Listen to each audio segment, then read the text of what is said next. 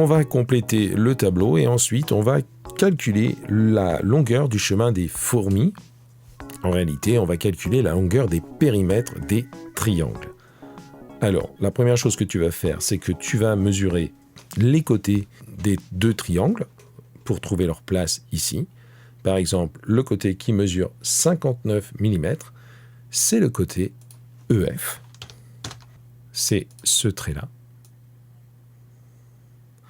Ensuite, on vérifie que tu as bien trouvé ça et on s'intéressera au chemin qu'a parcouru la fourmi noire et au chemin qu'a parcouru la fourmi rouge. Allez, je te retrouve tout de suite après la pause.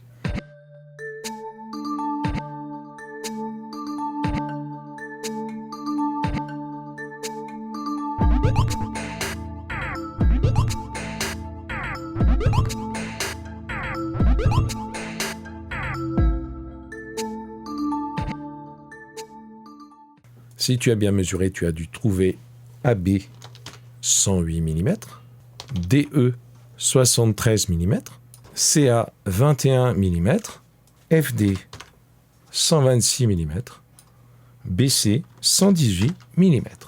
La fourmi noire, elle va parcourir le contour du triangle ABC, elle va parcourir AB 108 mm, puis elle va parcourir BC, on le trouve ici, c'est 118 mm.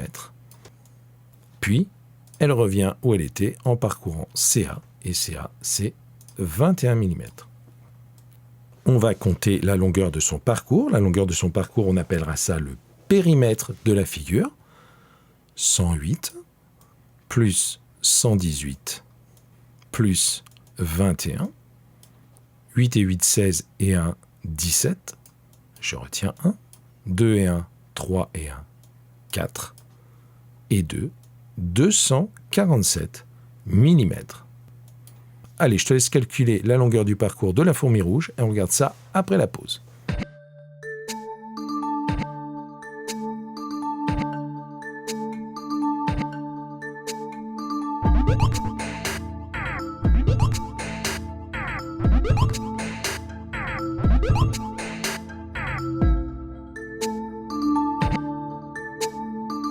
La fourmi rouge est partie de DAE 73 mm, puis de EAF 59 mm, et enfin de FAD, ici 126 mm. Je vais calculer la longueur de son parcours, le périmètre du triangle, 73 plus 59 plus 126. 9 et 6, 15 et 3, 18. Je retiens 1. 7 et 1, 8 et 2, 10 et 5, 15. Je retiens 1. 1 et 1, 2. Elle a parcouru 258 mm. Qui a parcouru le plus long chemin? Eh bien, c'est la fourmi rouge.